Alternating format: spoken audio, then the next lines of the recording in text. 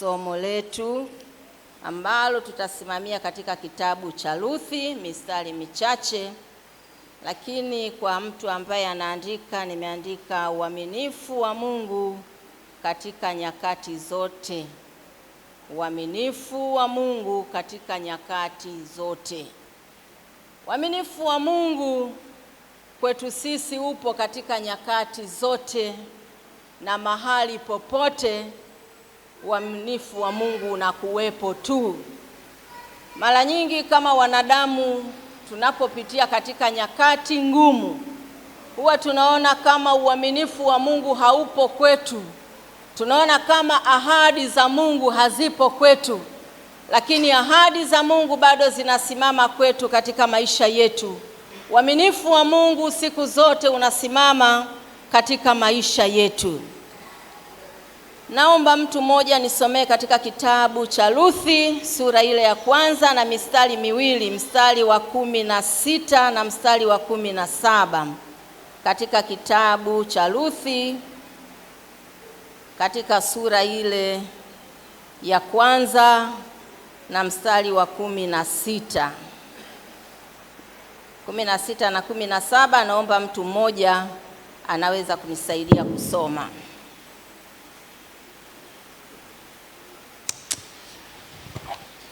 Biblia inasema, lakini Ruthi akajibu, usinisii nikuache au niache kukufuata. Utakako kwenda nami nitakwenda, na wewe utakapoishi nitaishi. Watu wako watakuwa watu wangu, na Mungu wako atakuwa Mungu wangu. Amina. Mungu asifiwe sana. Hapa tunaona habari katika kitabu cha Ruthi sura ile ya kwanza na mstari wa 16 mpaka 17. Unaweza kuketi, utaendelea kusoma baadaye na mistari mingi, lakini kwa sababu ni habari ambazo tunazifahamu, tutasoma maandiko machache tu.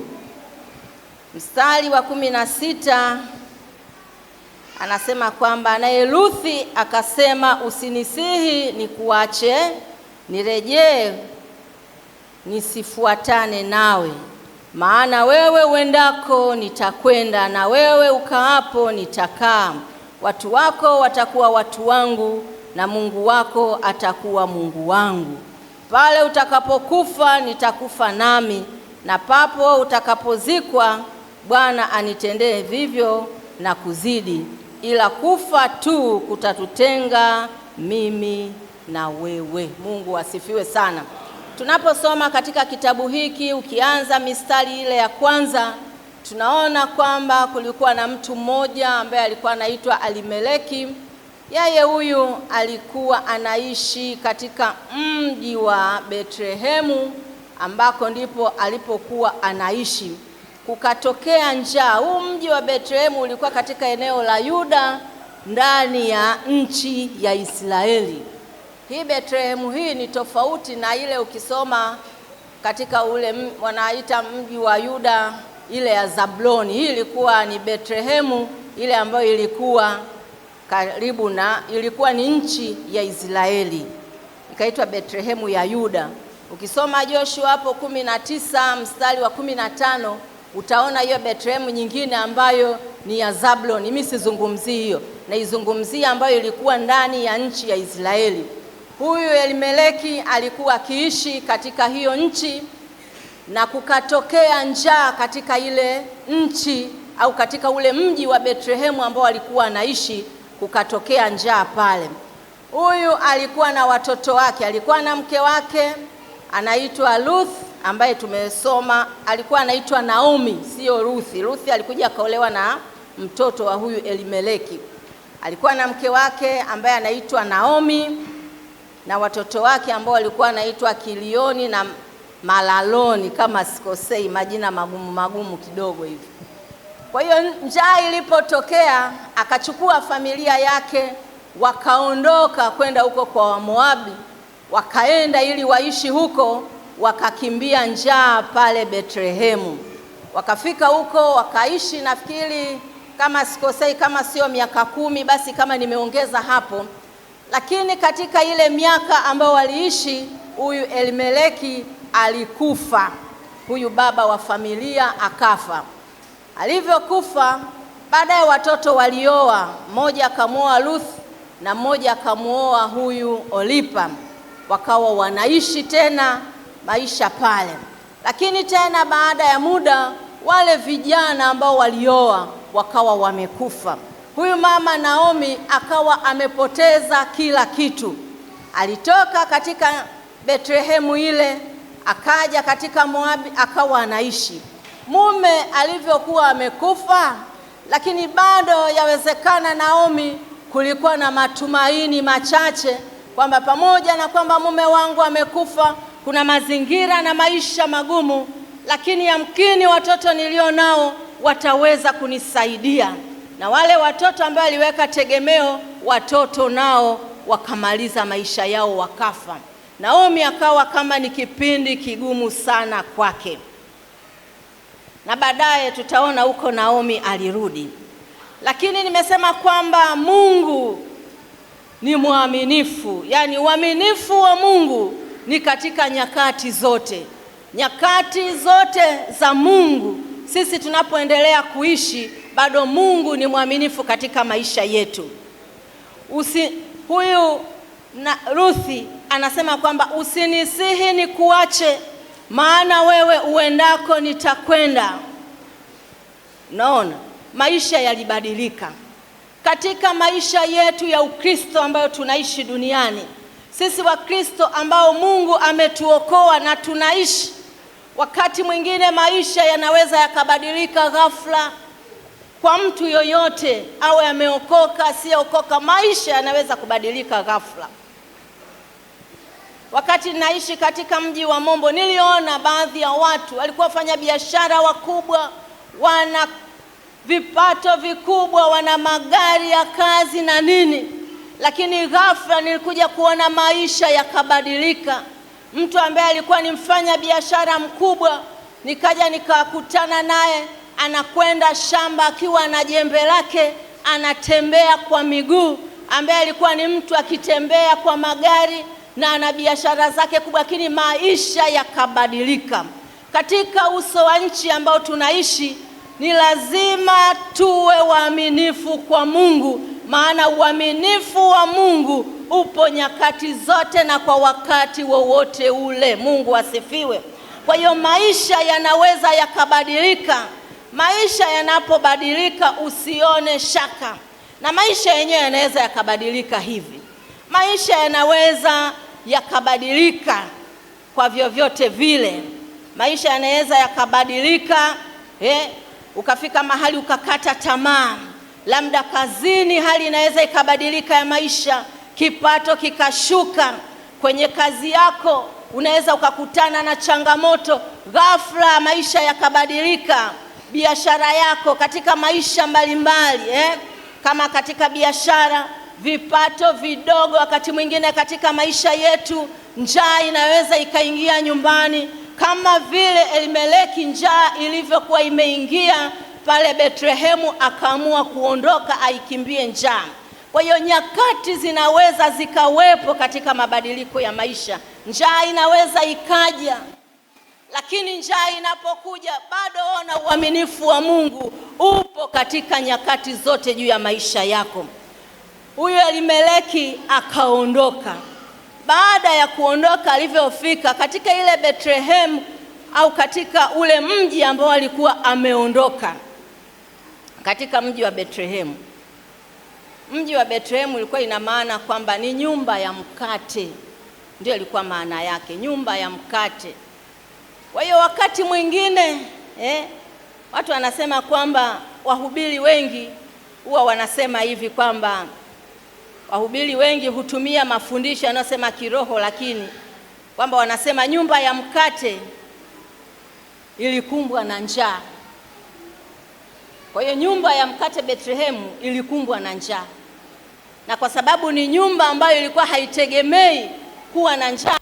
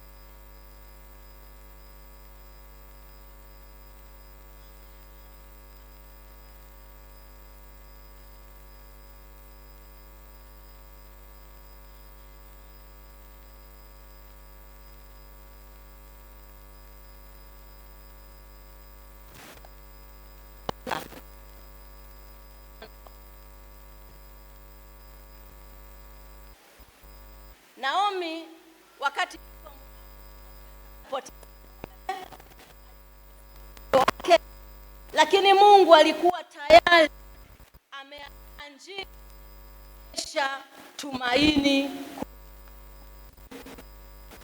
Mungu asifiwe sana. Yawezekana una changamoto ya kiroho pia ambayo imekufanya ukate tamaa, ufadhaike, lakini ona kwamba uaminifu wa Mungu uko katika nyakati zote. Na uaminifu wa Mungu anaandaa njia ya kurejesha tumaini. Wakati mwingine njaa, changamoto kazini inaweza ikakuondolea tumaini lako kwa Mungu, lakini wewe unapokata tamaa, bado Mungu anaandaa njia ya kurejesha tumaini tena kwa upya. Mungu asifiwe. Roho Mtakatifu hututia nguvu kubaki waaminifu hata tusipoona mwisho wa jambo. Yaani Roho Mtakatifu hututia nguvu kubaki waaminifu. Roho Mtakatifu anatutia nguvu sisi tubaki kuwa waaminifu hata tusipoona mwisho wa jambo, lakini tunatiwa nguvu na Roho Mtakatifu kubaki katika uaminifu. Sehemu ya kwanza, hapo nilikuwa nazungumza kama utangulizi. Twende katika sehemu ya kwanza au namba 1. Maisha yanaweza kubadilika ghafla kama ambavyo nimesema. Hebu msomaji tusomee katika kitabu cha Ruthi 1 mstari wa 1 mpaka wa 5. Tusomee mstari wa 1 mpaka wa 5. Ruthi 1 mstari wa 1 mpaka wa 5. Ikawa zamani za waamuzi walipoamua kulikuwa na njaa katika nchi, akaondoka mtu mmoja wa Bethlehemu ya Yuda akaenda kukaa katika nchi ya Moabu, yeye na mkewe na wanawe wawili, na jina la mtu huyo aliitwa Elimeleki, na jina la mkewe Naomi, na majina ya wanawe wawili Maloni na Kilioni, Waefrathi wa Bethlehemu ya Yuda. Wakafika nchi ya Moabu wakakaa huko. Mstari wa 3. Akafa Elimeleki mumewe Naomi na yule mwana. Akafa Elimeleki mumewe Naomi na yule mwanamke, akasalia na wanawe wawili, nao wakaoa wake katika wanawake wa Moabu, na jina la mmoja aliitwa Olpa na jina la wapili Ruthu. Wakakaa huko yapata miaka 10. Mstari wa 5. Wakafa na Maloni na Kilioni wote wawili, na huyo mwanamke akawa amefiwa na wanawe wawili na mumewe pia. Mstari wa 6. Ndipo alipoondoka yeye na wakweze ili kurudi kutoka nchi ya Moabu, maana huko katika nchi ya Moabu amesikia ya kwamba Bwana amewajilia watu wake na kuwapa chakula. Basi akatoka pale alipokuwapo na wakweze wawili pamoja naye, wakashika njia ili kurudi mpaka nchi ya Yuda. Kisha Naomi akawaambia wakweze wawili, nendeni sasa mkarejee kila mmoja nyumbani kwa mamaye. Bwana na awatendee mema ninyi kama ninyi mlivyowatendea mema au waliofariki, na mimi pia. Asante, natosha. Mungu asifiwe. Hapa tumesoma kama ambavyo nilieleza kwamba huyu Elimeleki aliondoka Bethlehemu akiwa na mke wake Naomi na pia na watoto wake wawili. Nikasema kwamba Naomi ilikuwa ni kupendeza na Bethlehemu ilikuwa ni nyumba ya mkate au mahali pa mkate. Naomi ilikuwa ni kupendeza, maana ya Kilioni ilikuwa ni kudhoofika au mgonjwa anayenyauka, na Maloni alikuwa ni mgonjwa dhaifu au mwenye taabu. Yaani ndio alikuwa maana ya hayo majina yao. Sitafundisha kwa habari ya majina, lakini huyu Elimeleki kama ambavyo nilisema kwamba yeye aliondoka katika nchi hiyo ya mkate. Jamani, tusiondoke katika nyumba ya mkate. Tusiondoke katika nyumba ya mkate. Hapa tulipo ni nyumba ya mkate. Huu ninaoutoa pia ni mkate. Neno la Mungu ni mkate wa uzima ambao unaleta uhai katika maisha yetu. Changamoto zisikufanye umwache Yesu. Kukosa chakula usimwache Yesu. Kukosa mavazi usimwache Yesu. Changamoto ya kazini usimwache Yesu. Biashara, changamoto unazopitia kwenye biashara yako usimwache Yesu. Wakati mwingine Yesu anapotupa mafanikio, ndipo wakati mwingine pia tunaweza tukamwacha Yesu. Mungu anapokubariki, endelea kukaa mikononi kwa Mungu. Wakati mwingine Mungu anaweza akaacha baraka kidogo sana zisiwe kubwa. Mungu anapenda kutubariki katika ukubwa zaidi.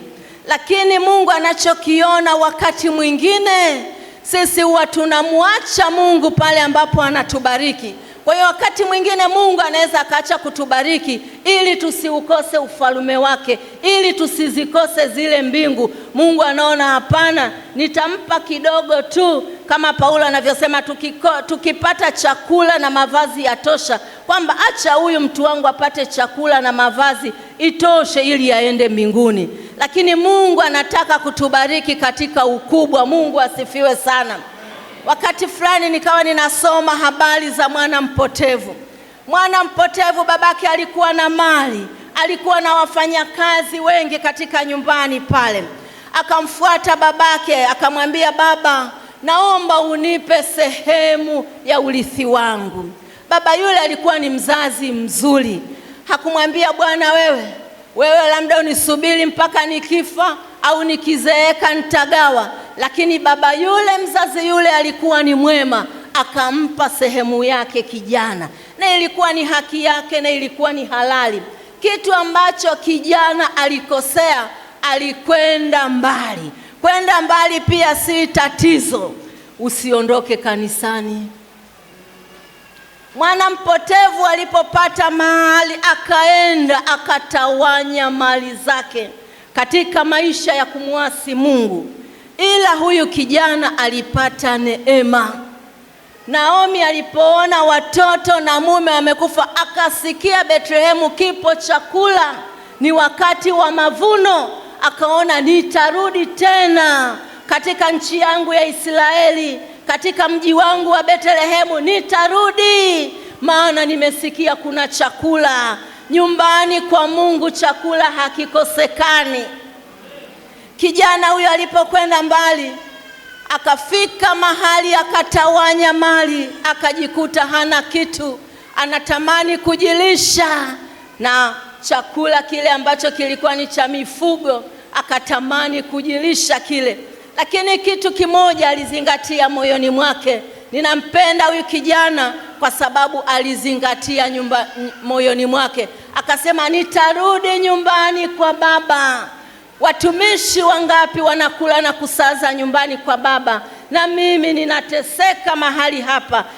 Natamani kujishibisha kwa chakula hiki cha mifugo, la sivyo nitarudi nyumbani kwa baba na nitamwambia, baba, nimekosa juu yako na mbele za Mungu.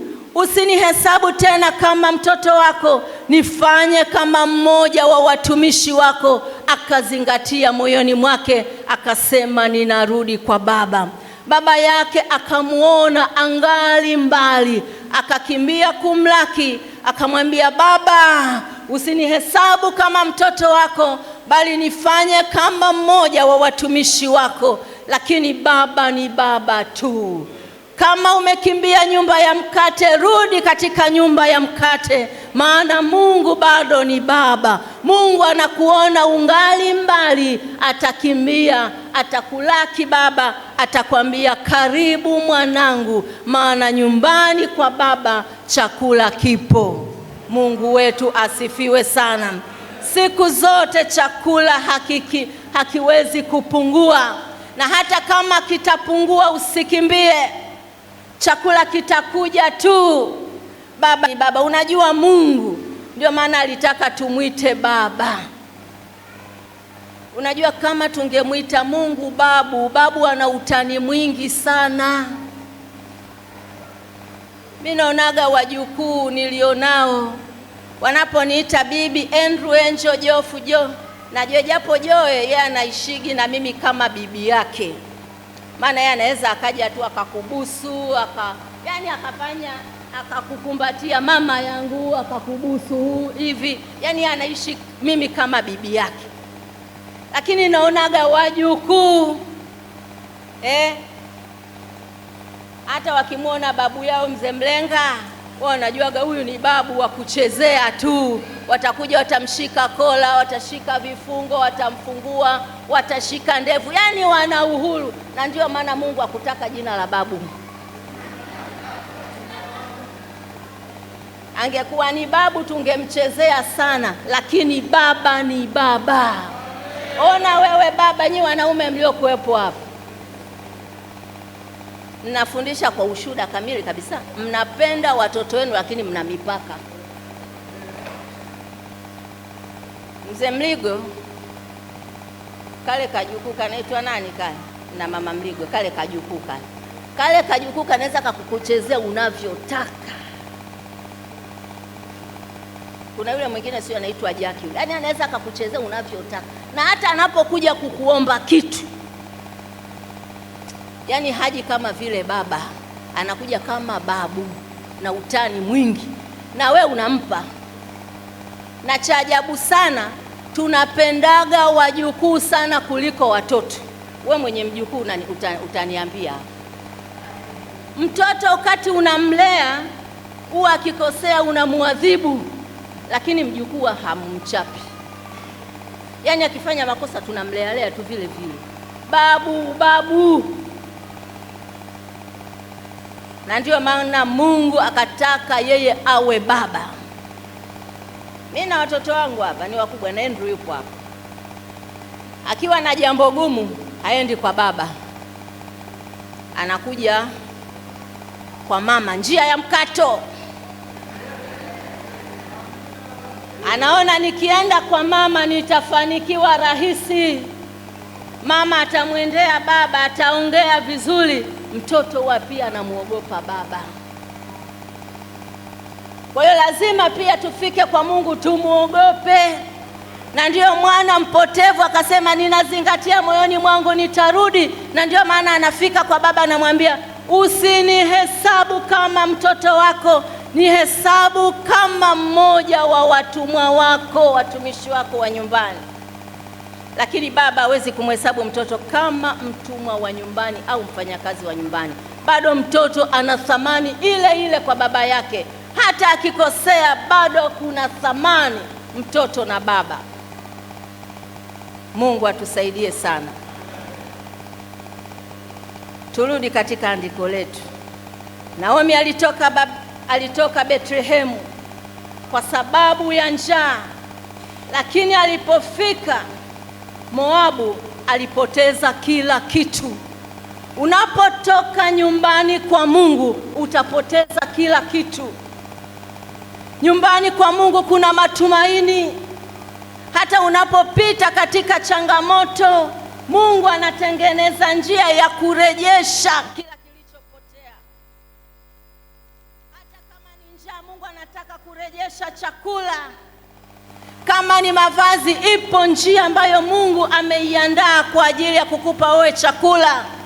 Kwa mahitaji mbalimbali Mungu ameandaa njia. Napenda sana kueleza habari za Yusufu kupitia Naomi huyu, jinsi ambavyo alikata tamaa. Tunaona Yusufu wakati anaota ndoto kwamba miganda imemzunguka na imeinama hivi na wakwake umesimama, akawaambia ndugu zake, wakachukia. Akaota tena nyota, jua, mwezi vimemuinamia, akawaeleza ndugu zake, wakazidi kumchukia, wakapanga njia ya kumua. Kupoteza tumaini au maono ya Yusufu ndio ilikuwa njia hiyo. Lakini wakati wanapanga kumpoteza Yusufu, Mungu anapanga njia ya kuleta na kurejesha tumaini jipya kwa Yusufu. Yusufu wanapanga, wanamkamata, wanamtupa ndani ya shimo. Baadaye Waishmaeli wanakuja.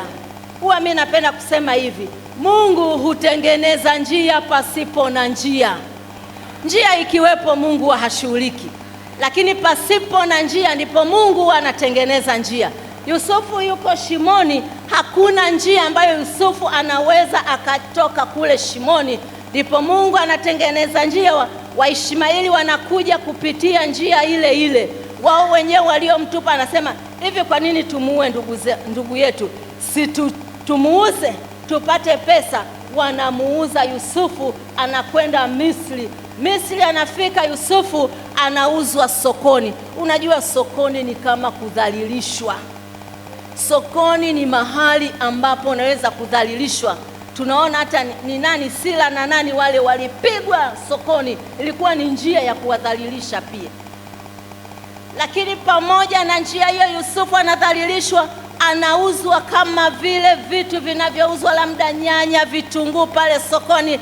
Yusufu anauzwa, anakuja kwa Potifa. Unajua Yusufu aliuzwa mara hizi, aliuzwa mara mbili. Aliuzwa na ndugu zake, anakuja na wale Waishmaeli wanamuuza tena, anakwenda kwa Potifa, anakwenda kuanza maisha mapya. Kibinadamu tumaini lilikuwa limepotea, kwamba miganda niliyoota haipo, niko Misri sasa. Jua, nyota, mwezi havipo tena, maana niko Misri. Kwa njia ya kibinadamu tumaini liliondoka. Wakati tumaini la Yusufu linaondoka, Mungu anatengeneza njia. Mtengenezaji wa njia Mungu yupo nyakati zote. Mungu wetu asifiwe sana. Kwa hiyo Naomi akasikia kwamba chakula kimepatikana, ni wakati wa mavuno sasa ambapo yanavunwa. Acha turudi, acha nirudi kwetu, acha nirudi katika nyumba ya mkate kule Betlehemu, acha nirudi. Lakini akawa naona anarudi akiwa mkiwa kabisa.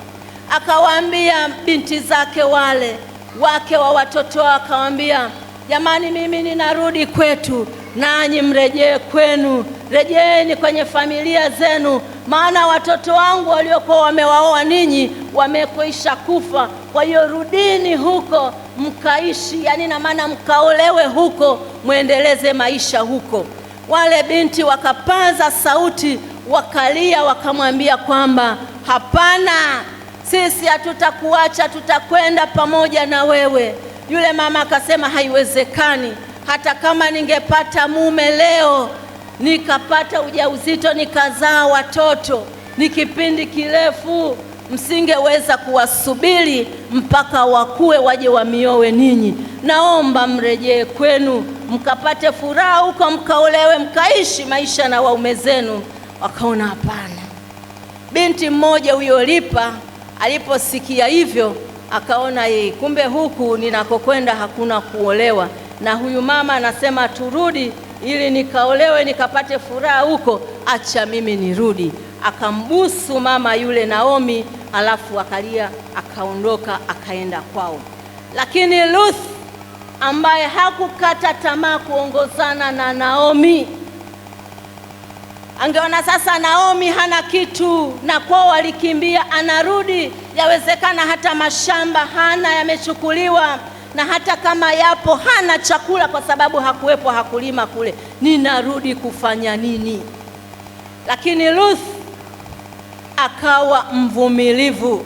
Anamwambia mama yake kwamba mimi nitakwenda pamoja na wewe, utakapokuwepo na mimi nitakuwa hapo, utakapokuwepo na mimi hapo, utakapokufa na mimi ni hapo, watu wako watakuwa watu wangu.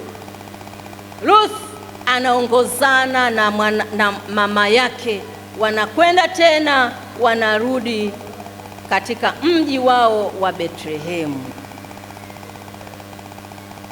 Naomi anarudi,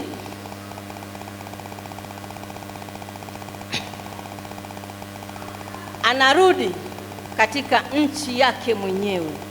Watu walivyomuona wakamshangaa Naomi kwamba huyu ni Naomi ambaye aliondoka, miaka imepita.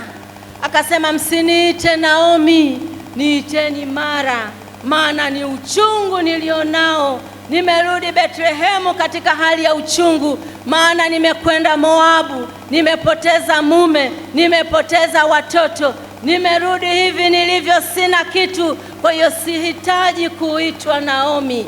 Wapendwa, Mungu hutengeneza njia mahali pasipo na njia. Mungu bado hutawala katika maisha yetu. Mungu hutawala hata katika vipindi vigumu vya maumivu. Mungu bado anatawala. Usimwache Mungu kwa sababu ya shida mbalimbali, kwa sababu ya changamoto mbalimbali. Mimi kama ni kumwacha Mungu katika vipindi vigumu, wapendwa, mimi ningemwacha Mungu. Lakini nilimwambia Mungu, moyoni mwangu nimeliweka neno lako, sitakutenda dhambi. Katika nyakati zote sitakutenda dhambi. Ukiliweka neno la Mungu moyoni mwako, hutamtenda Mungu dhambi. Utaheshimu wokovu ambao Mungu amekuokoa. Huwa ninapata matumaini ninaposoma hata kitabu cha Injili ya Yohana anaposema msifadhaike mioyoni mwenu. Wakati mwingine katika changamoto tunaweza tukafadhaika, lakini neno la Mungu linatuambia kwamba msifadhaike mioyoni mwenu. Mnamwamini Mungu, niaminini na mimi. Yesu anatuahidi kwamba ninakwenda kuandaa mahali ili pale mimi nilipo na ninyi muwepo. Ninatamani makao hayo ambayo huyu Mwokozi miaka 2000 na zaidi anayaandaa. Makao ya jinsi gani? Liweke neno la Mungu, usimtende Mungu dhambi hata katika nyakati ngumu. Usimkosee Mungu. Simwache Mungu katika shida. Wakati mwingine majaribu au changamoto zinaweza zikatokea katika maisha yako au katika maisha yetu, lakini siwe sababu ya kumwasi Mungu. Namba 2, uaminifu wa Mungu huleta baraka. Siku zote uaminifu wa Mungu huleta baraka. Utaweka tu hilo andiko tulishalisoma, Ruthi 1:16. Ruthi alikataa kurudi kwao. Yaani huyu Ruthi alikataa kurudi kule kwao. Aliamua kuishi kama Naomi na Mungu wa Israeli. Alijifunza Mungu huyu Ruthi kwa kupitia huyu Naomi ambaye alikata tamaa. Unajua wewe uliokoka usikate tamaa. Watu wamejifunza Mungu kupitia wewe. Watu wamejifunza Mungu kupitia maisha yako. Kwa hiyo hata kwenye changamoto usirudi nyuma na usikate tamaa. Naomi huyu Ruthi amejifunza Mungu wa Israeli, na ndio maana akakataa kurudi kwao. Akaona kwamba mimi nitaongozana na huyu mama, nitakwenda katika nchi yao. Nimejifunza Mungu wa Israeli, huyo ndiye Mungu, nitakwenda kuishi huko. Kwa hiyo yule ambaye amejifunza kwake, yule mama alikata tumaini, lakini Ruthi aliamua kuishi kama Naomi na Mungu wa Israeli. Hebu tuone mambo ya kujifunza. Tuone mambo ya kujifunza. Huyu Ruthi alikuwa mwaminifu. Namba 1, alikuwa mwaminifu huyu Ruthi. Namba 2, alikuwa mnyenyekevu. Kuwa mwaminifu katika maisha yako. Mahali popote ulipokuwa mwaminifu. Vijana tuwe waaminifu mahali popote. Hata uko mahali ambapo hakuna mtu anayekuona. Hakuna mtu aliyeokoka. Yusufu alikuwa ni kijana yuko Misri. Sio Yusufu huyu hapa. Alikuwa ni kijana. Alikuwa na nguvu zote za ujana. Lakini hakumuasi Mungu. Kwa nini ushindwe na Yusufu wa Agano la Kale, kijana wa sasa? Usishindwe na Yusufu. wa Agano la Kale, kijana wa sasa, mnajiitaje kizazi chenu? Msimwache Mungu. Kuweni waaminifu mabinti, hata kama kuolewa kunachelewa, kuwa mwaminifu kwa Mungu. Na nyie vijana mliopo hapa muwaone wadada muoe, sio mnakaa. Wewe naambiaga vijana, hivi unakaa wewe uje uzae watoto na uzee hata washindwe kukuita baba, waanze kukuita babu. Kwa sababu gani? Macho yaone, macho yaone. Vijana msioa msiangalie chini, msiinamie simu, niangalieni. Kuweni waaminifu. Hata uliyeoa kuwa mwaminifu. Kuna wengine wanatoka nje ya ndoa. Hata wewe mama kuwa mwaminifu. Linda na kuitunza ndoa yako. Alikuwa mnyenyekevu Ruth. Alikuwa mwanamke mnyenyekevu. Tujifunze kuwa wanyenyekevu, watu tuliookoka. Tujifunze kuwa wanyenyekevu. Ruth alikuwa tayari kuanza maisha mapya. Wasifiwe sana. Mungu anaweza kuinua katika chini kabisa. Anaweza kukuinua kutoka chini kabisa na akakuinua juu, ukaonekana ambapo ulikuwa unaonekana uliyedharauliwa, usiyefaa, lakini Mungu anaweza kukuinua tena kwa upya na akakuweka juu kutoka chini. Hiyo ni kanuni ya Mungu. Neema ya Mungu hubadilisha maisha. Neema ya Mungu hubadilisha maisha yetu. Neema ya Mungu itutoshe. Kile ambacho kilionekana mwisho kinaweza kuwa mwanzo mpya. Wewe ambao ulionekana labda ni mwisho, lakini unaweza kuonekana kuwa mwanzo mpya, kwa sababu neema ya Mungu hubadilisha maisha, na neema ya Mungu hubadilisha historia ya mtu na kwenda katika maisha mengine mapya. Mwisho kinawezekana ukawa mwanzo mpya, yani ule mwisho wako unaweza ukawa mwanzo mpya. Usimdharau mtu anayepitia katika shida. Leo Mungu anaweza kumtumia na kwa kazi kubwa ya kesho. Katika maisha yangu na huwa ninamwambia kwamba Mungu anisaidie, sipendi kudharau mtu.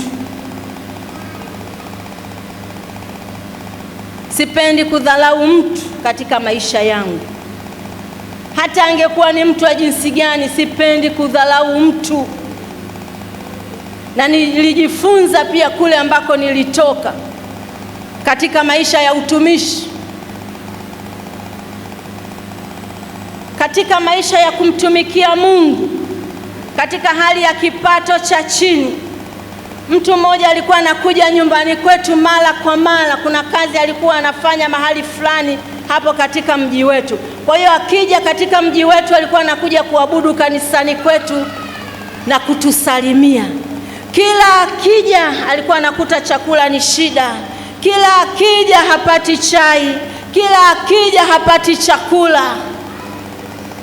Siku moja akaniambia, hivi nyinyi mbona hambadiliki? Kwa nini hambadiliki? Nikamwambia, kwa nini? Nyinyi mbona maisha yenu ni magumu tu, hakuna chakula, kila nikija hakuna chai, hakuna chakula. Kwa nini hambadiliki?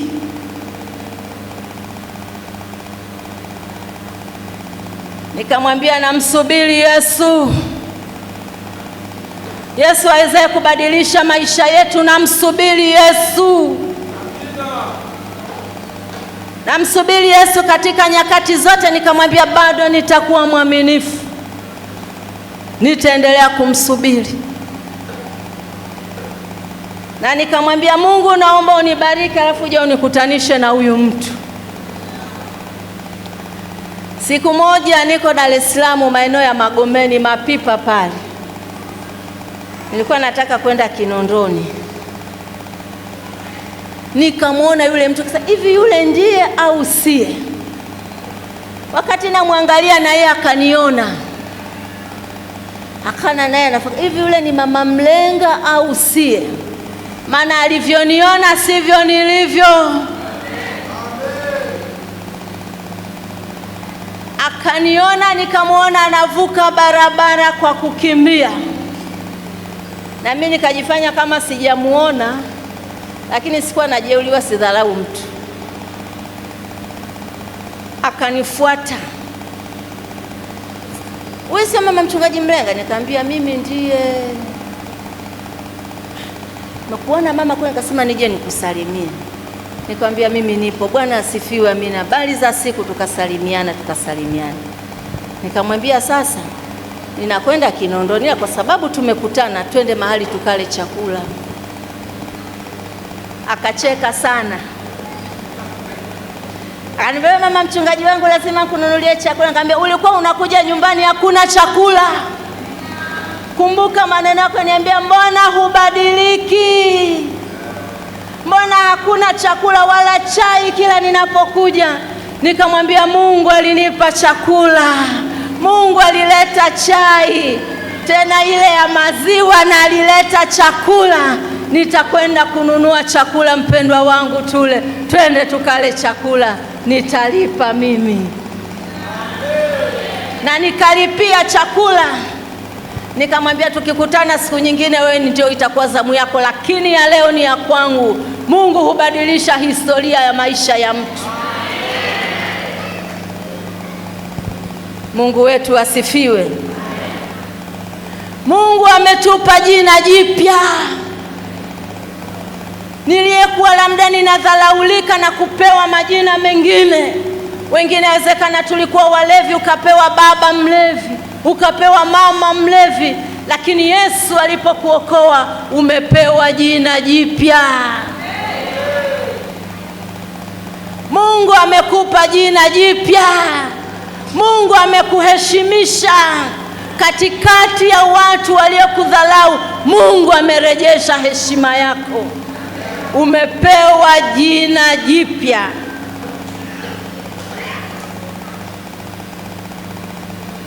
Namba 4. Boazi ni mfano wa Kristo. Boazi alimkomboa Ruthi na kumpa heshima. Ruthi aliyekuwa amedhalaulika, Boazi akamkomboa Ruthi na kumpa heshima. Kristo, wapendwa, Kristo ametukomboa. Kristo ametupa heshima. Kristo ameleta heshima katika maisha yetu kwa sababu ya ukombozi wake tu. Kristo ambaye alitutoa katika dhambi ametuleta, akatupa jina jipya na akatupa heshima. Anatupokea katika familia ya kimungu. Ruthi anapokelewa katika familia ya kimungu. Wapendwa, wokovu upo kwa kila anayemwamini Mungu. Wokovu upo kwa ndugu zetu ambao mmeokoka, mmeanza maisha na safari ya wokovu. Niwaambie kwamba wokovu upo na Mungu anabadilisha maisha. Mungu anakuwekea historia mpya wewe ambaye umeokoka. Pamoja na kwamba hujajua Biblia sana, hujajua imani sana ya wokovu, lakini Mungu anabadilisha historia. Mungu, historia yako inabadilika unapotoka katika dhambi na kuingia katika maisha matakatifu. Ni moja ya historia yako imebadilishwa, maana umeingia katika maisha mengine mapya ambayo unapaswa kutembea na Mungu.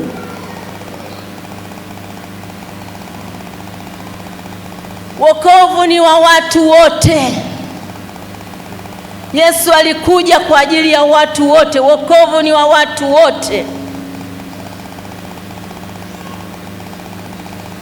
ninapofanya hitimisho langu, kitabu cha Ruth kinafundisha hivi: tubaki kuwa waaminifu katika majaribu na kwa kila changamoto tunazopitia. Maana kimetuonyesha kwa habari ya Naomi na mume wake jinsi ambavyo waliondoka, wakakimbia, wakatoka kwenye nyumba ya mkate, wakaona kwamba kule tutafanikiwa, maana hapa Bethlehemu kuna njaa, acha tuondoke tukatafute maisha, tukajitafute kule. Lakini kumbe kule ndio walikuwa wanakwenda wanapotea. Kitabu cha Ruth kitufundishe tubaki kuwa waaminifu katika majaribu na katika changamoto, kumtumaini Mungu hata tusipoelewa njia zake. Tubaki kwa Mungu hata tusipozielewa njia za Mungu. Wakati mwingine njia za Mungu zinaweza zikawa ngumu, tukashindwa ufahamu wa kumwelewa Mungu haraka, pamoja na kwamba Mungu njia zake zote ni njema machoni petu, lakini wakati mwingine tunaweza tukaziona ngumu. Lakini tubaki kuwa waaminifu kwa Mungu. Mungu atusaidie sana. Na tunapobaki kuwa waaminifu katika Mungu, yani katika majaribu na changamoto, lakini tumtumaini Mungu. Wakati mwingine tunaweza tusimuelewe Mungu vizuri kutokana na mambo ambayo tunaweza tukapitia. Tunaweza tusimuelewe Mungu vizuri. Tuwe kama Ayubu. Ayubu alimuelewa Mungu vizuri. Ayubu analetewa taarifa za watoto wake. Ayubu analetewa taarifa za mifugo yake, za wafanyakazi wake, na kila alicho nacho kinapotea, na bado Ayubu anaumwa. Watu ndugu zake wakamkatia tamaa Ayubu, lakini bado Ayubu alishikamana na Mungu, hakumtenda Mungu dhambi. Hata watu walipoona labda Ayubu kwa nini anapatwa na haya, ni kwamba amemuasi Mungu. Ayubu hakumuasi Mungu. Hata mke wake anakuja ananena vibaya, mkufuru Mungu ukafe, ilikuwa ni katika hali nzito. Hata wakati mke wa Ayubu anazungumza hivi, mume ni kitu cha karibu sana, mume na mke, mpaka afikie hivyo, ilikuwa ni hali ya hatari, kwamba mkufuru Mungu ukafe. Lakini bado Ayubu hayakutoka maneno mabaya kinywani mwake kwa ajili ya mke wake. Bado alishikamana na uaminifu wa Mungu. Wapendwa, tushikamane na Mungu katika maisha yetu. Tumtumaini Mungu.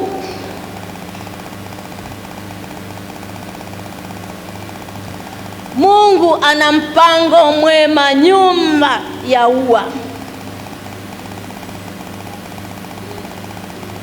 Mungu ana mpango mwema nyuma ya maumivu yetu. Yaani bado Mungu ana mpango mwema nyuma ya maumivu yetu. Yaani katika yale maumivu ambayo unayaona, lakini bado Mungu ana mpango mwema kwako katika maisha yako. Shikamana tu na huyo Mungu. Mwisho, katika Warumi 2 mstari wa 28, katika mambo yote Mungu hufanya kazi pamoja na wale wampendao katika kuwapatia mema. Nitarudia Warumi 2 mstari wa 28. Katika mambo yote Mungu hufanya kazi pamoja na wale wampendao katika kuwapatia mema. Mungu hufanya kazi na wale wanaompenda Na huyu Mungu si kule tu na kuwapatia mema. Huyu Mungu hufanya kazi pamoja na wale wampendao, na pia kutupatia mema. Huyu Mungu wetu, katika yote magumu unayoyapitia, lakini jua Mungu hufanya kazi pamoja na sisi, na huyu Mungu anatupatia mema. Hawezi kutuacha Mungu wetu, hututendea mema siku zote za maisha yetu. Napofanya hitimisho langu katika kitabu hicho cha Warumi, kwa kwamba Mungu hutenda kazi na wale wampendao. Kitabu cha Naomi, tujifunze uaminifu wa Mungu upo pamoja nasi, na katika nyakati zote Mungu yuko pamoja nasi. Kwa kile ambacho wewe unakipitia leo au sasa, lakini ona Mungu yuko pamoja na wewe, na uaminifu wa Mungu siku zote utasimama pamoja na wewe. Mungu wetu atubariki sana kwa maneno haya. Roho Mtakatifu aendelee kuzungumza na wewe na akupe tafsiri iliyo kubwa zaidi na zaidi katika haya ambayo tumefundisha. Nimwombe mzee Mligo atafika aweze kumshukuru Mungu. Mungu awabariki sana kwa kuwa tayari kusikiliza.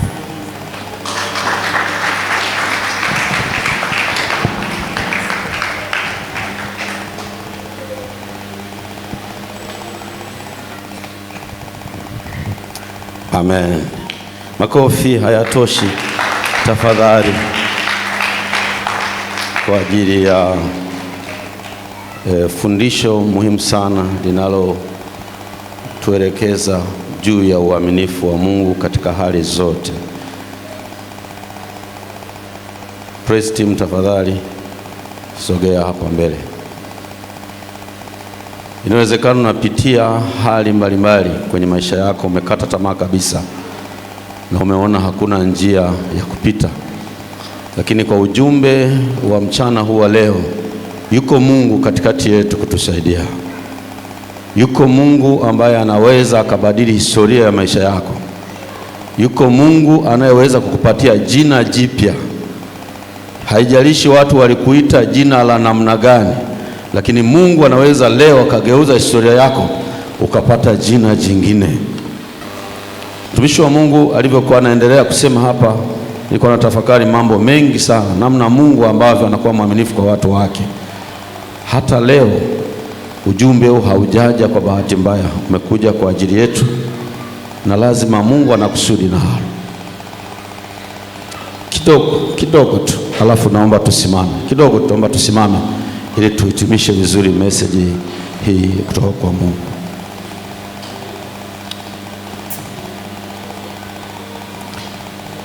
Wakati tunaimba kidogo tu, sikiliza moyoni mwako. Yaani wewe kama wewe, simama peke yako, simama moyoni mwako mwenyewe, tafakari. Ruth alivyotafakari moyoni, pamoja na kupoteza kila kitu, alifanya maamuzi ndani, maamuzi ambayo leo yametufundisha kwa kiwango cha hali ya juu sana. Na wewe tafakari, uone ndani yako Mungu anasema nini. Kama kuna jambo lolote ambalo unalipitia ambalo unaona halina njia, Mungu ni mwaminifu, utakuwa unasogea hapa kwa ajili ya kupeleka hitaji lako kwa Mungu. Lakini kama imefika mahali kila kitu kimekufa na umefika mahali umetoka kwa Mungu kabisa, umeamua kuacha wokovu, leo rejea kwa Mungu, kwa sababu nyumba ya mkate inacho chakula hicho. Unaweza kusogea hapo pia. Karibu. Alafu baada ya hapo kuna watu ambao watakuwa wamejiandaa kuokoka, watakuja pia, tutafanya hivi. Haleluya.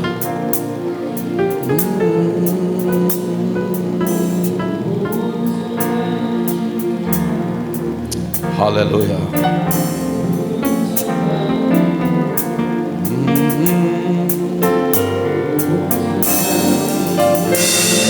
Mungu ni mwaminifu kwako. Ana uwezo wa kubadilisha historia yako.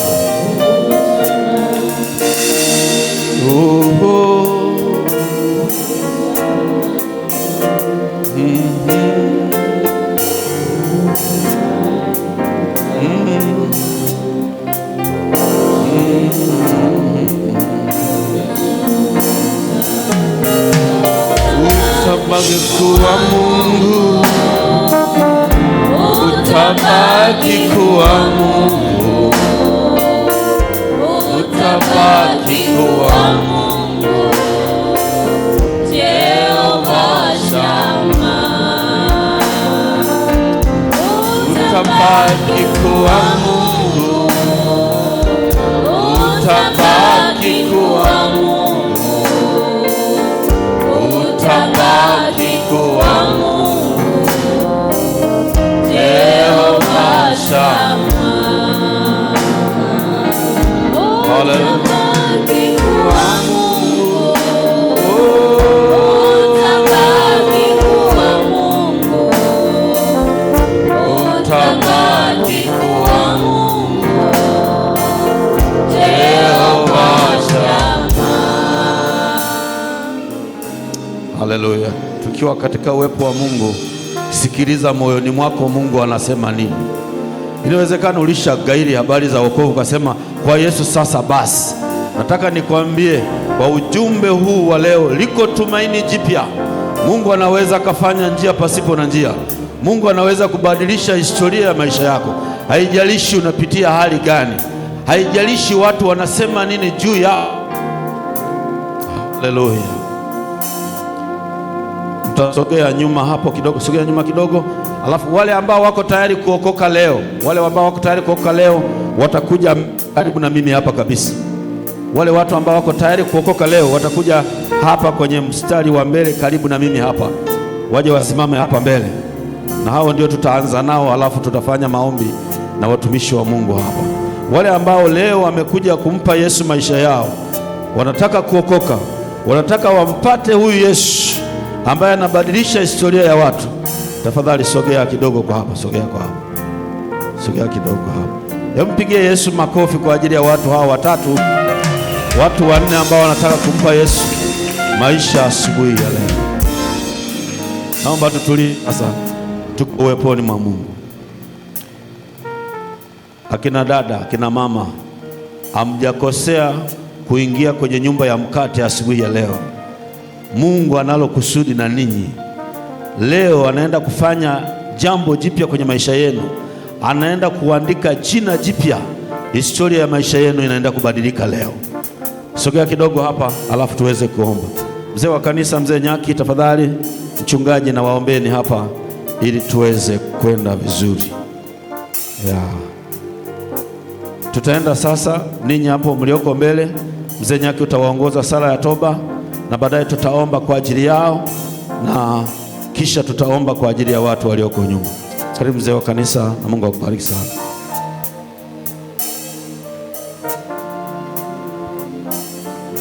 Amen. Tafuatisha maneno haya. Ninyi ndio mnasema, lakini tunawaongoza kusema maneno haya. Wote kwa pamoja wanne, kila mtu atasema kwa wakati wake. Sema: Bwana Yesu, ninakuja mbele zako asubuhi ya leo. Siku ya leo nimekubali kuja mbele zako. Yesu, nisamehe dhambi zangu. Futa jina langu katika kitabu cha hukumu. Andika jina langu katika kitabu cha uzima. Niko tayari kuongozwa na wewe Yesu. Niko tayari kutembea na wewe Yesu. Niko tayari kuishi na wewe Yesu. Uwe Bwana na Mwokozi na msaada katika maisha yangu. Yesu, niongoze Bwana, katika jina lako Yesu. Amen. Basi watumishi wa Mungu, mchungaji, tuweze kuomba kwa ajili yao ili Mungu aendelee kuwapa neema ya kipekee, waendelee kutembea na Mungu katika maisha yao. Baba Mfalme, Mungu mwenye nguvu, katika jina la Yesu Kristo, mwana wa Mungu aliye hai, tunakushukuru kwa ajili ya mama hawa ambao leo kwa hiari yao wenyewe wameamua kukupa Yesu maisha yao.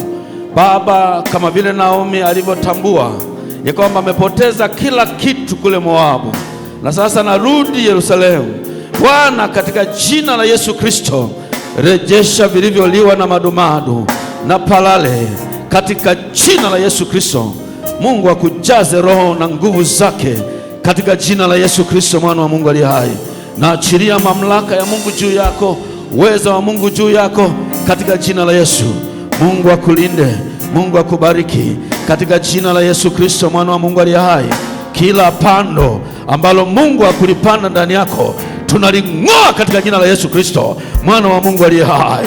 Tunaachilia mamlaka ya Mungu juu yako sasa. Bwana kufunike kwa nguvu zake katika jina la Yesu Kristo, mwana wa Mungu aliye hai. Tunaachilia neema ya Mungu juu yako. Mungu akushike kwa mkono wako, arejeshe yaliyoliwa na madumadu na palale. Kila kilicho kinyume na Mungu aliye hai hakina nafasi juu yako. Bwana kulinde, Bwana kutunze katika jina la Yesu Kristo, mwana wa Mungu aliye hai. Amen. Tutaenda sasa, kanisa zima naomba tusimame sasa ili tuweze kuomba kwa ajili ya ndugu zetu hawa ambao wamekuja mbele za Mungu katika madhabahu hii. Wewe uliyesimama hapa, haijalishi unapitia mazingira gani, haijalishi watu wanasema nini juu yako, haijalishi huoni chochote mbele, unaona giza, Mungu wa Naomi yuko hapa, Mungu wa Ruthi yuko hapa asubuhi ya leo na mchana kukuhudumia. Mtumishi wa Mungu, tunaweka mikono juu ya watu hawa, nao watapokea neema ya Mungu ya kuwasaidia katika mahitaji yao. Baba Mungu mkuu mwenye mamlaka na uweza, katika jina la Yesu Kristo, mwana wa Mungu aliye hai, Bwana kukumbuke, Mungu akupe neema katika jina la Yesu Kristo, mwana wa Mungu aliye hai. Pasipo na njia, Mungu anafanya njia sasa katika jina la Yesu Kristo, mwana wa Mungu aliye hai. Katika jangwa maji yanatokea katika jina la Yesu Kristo, mwana wa Mungu aliye hai. Baba Mungu mwaminifu na wa kweli, katika jina la Yesu Kristo, mwana wa Mungu aliye hai, umesema wewe ni mwaminifu katika nyakati zote, hata nyakati hizi za mama huyu anazozipitia. Bwana, jidhihirishe kupitia neno lako hili kwa jina la Yesu. Lithibitishe neno lako sasa, fanya njia pasipo na njia katika jina la Yesu Kristo, mwana wa Mungu aliye hai. Wewe ni Mungu unayeonekana kwa nyakati zote. Uaminifu wako udhihirike kwa mama huyu sasa katika jina la Yesu Kristo na mtoto wake. Bwana, jidhihirishe, Mungu wa mbingu na nchi, usiyeshindwa na jambo lolote. Tunaachilia nguvu, mamlaka ya Yesu Kristo juu yako sasa. Mungu akuguse tena, Mungu akuinue, Mungu akusaidie katika jina la Yesu Kristo, mwana wa Mungu aliye hai. Neema ya Mungu iwe juu yako. Mungu afanye njia pasipo na njia katika jina la Yesu Kristo, mwana wa Mungu aliye hai. Baba, katika jina la Yesu, tazama haja ya mtumishi wako huyu saa hii. Gusa maisha yake Mungu, katika jina la Yesu Kristo, mwana wa Mungu aliye hai. Fanya njia pasipo na njia sasa katika jina la Yesu. Naachilia mbaraka wa Mungu juu yako. Mungu akupe mpenyo mpya, Mungu akusaidie, Mungu akuinue katika jina la Yesu Kristo, mwana wa Mungu aliye hai. Uweza wa Mungu uwe juu yako. Mungu akukumbuke, Mungu akuinue, Mungu afanye njia pasipo na njia katika jina la Yesu Kristo, mwana wa Mungu aliye hai. Yesu, asante kwa sababu ya uaminifu wako. Wewe unayetoka katika madhabahu hii, toka na jina jipya. Wewe si yule mtu wa zamani, wewe ni mtu unayependeza katika jina la Yesu Kristo, mwana wa Mungu aliye hai. Mungu akubariki. Rejea uketi sasa. Naomba mchungaji wangu, tafadhali njoo mchungaji Alex, uweze kuja kumshukuru Mungu kwa mambo yote na kuahirisha baada na kututakia baraka za Mwenyezi Mungu tunapotaka kuondoka sasa. Amen. Amen, asante. Kanisa, naomba tusimame tumshukuru Mungu. Baba, kwa jina la Yesu Kristo tunasema asante sana jinsi ulivyokuwa mwaminifu na mwema, na hata katika uaminifu wako bado umetufundisha kuhusu uaminifu wako. Asante sana, kila tunachokiona, maisha tunayoyaishi, kila mahali tunapopitia, matendo yako tunayoyaona kanisani, mambo yako unayoyatenda hata katika mazingira ya kiasili tu, yote ni ushahidi kwamba wewe ni mwaminifu. Nasi tumesimama hapa tunasema asante kwa kuwa mwaminifu kwetu na hata kutufikisha wakati huu na siku hii. Asante sana kwa kusema nasi Jehova, yale matatizo yaliyokuwa yanatusumbua. Asante maana kwa uaminifu wako unashughulika nayo. Umetufundisha kwamba ni wewe Mungu unayeweza kumwinua mtu kutoka chini na kumweka juu. Kwa jina la Yesu Kristo ninakushukuru, maana maisha yetu unayainua, tunayaweka mikononi mwako Mungu wetu, wewe uwezaye kumtoa mtu mavumbini na kumweka mahala pa heshima. Asante maana unaenda kufanya hivyo katika maisha yangu, katika maisha ya ndugu zangu hawa, katika jina la Yesu Kristo. Wiki hii tunapoondoka,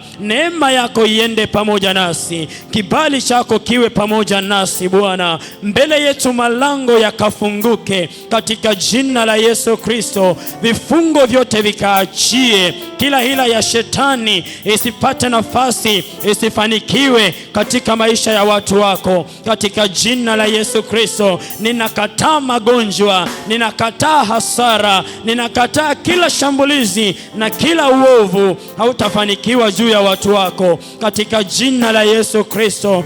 Mungu mwenye neema na rehema, ninaomba achia neema yako na rehema zako katika maisha yetu. Asante sana maana utakuwa pamoja nasi. Wiki hii ni wiki ya kuinuliwa, ni wiki ya kuenenda katika uwepo wako, maana umeahidi kwamba hutatuacha wala kutupungukia. Hiyo ndiyo imani yetu juu yako, kwamba Jumatatu utakuwa pamoja nasi, Jumanne, Jumatano, Alhamisi, Ijumaa, Jumamosi na Jumapili, siku zote utakuwa pamoja nasi, utakuwa pamoja na Tanzania katika jina la Yesu Kristo. Tunatangaza shalom shalom juu ya nchi ya Tanzania katika jina la Yesu Kristo. Kila uvuvio wa kuzimu kuleta machafuko na kuvuruga mioyo ya watu ndani ya taifa letu, tunauzima usipate nafasi katika jina la Yesu Kristo. Tunatangaza shalom, amani yako ikatawale katika nchi yetu, amani yako ikatawale katika mikoa, katika wilaya, katika tarafa